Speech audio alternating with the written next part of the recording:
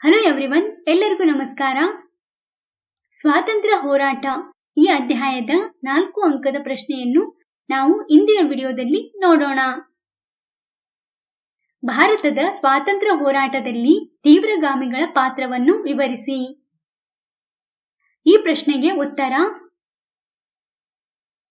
ಅರಬಿಂದೋ ಘೋಷ್, ಬಿಪಿನ್ ಚಂದ್ರಪಾಲ್, ಲಾಲಾ ಲಜಪತ್ ರಾಯ್ ಮತ್ತು ಬಾಲ್ ಗಂಗಾಧರ್ ತಿಲಕ್ ಮುಂತಾದವರು ತೀವ್ರಗಾಮಿ ಬಣದ ಪ್ರಮುಖರಾಗಿದ್ದರು.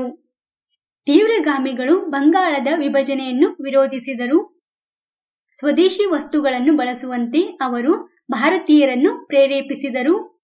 ತಿಲಕರು ಸ್ವರಾಜ್ಯವು ನನ್ನ ಜನ್ಮಸಿದ್ಧ ಹಕ್ಕು, ಅದನ್ನು ಪಡೆದೇ ತೀರುವೆ ಎಂದು ಘೋಷಿಸಿದರು.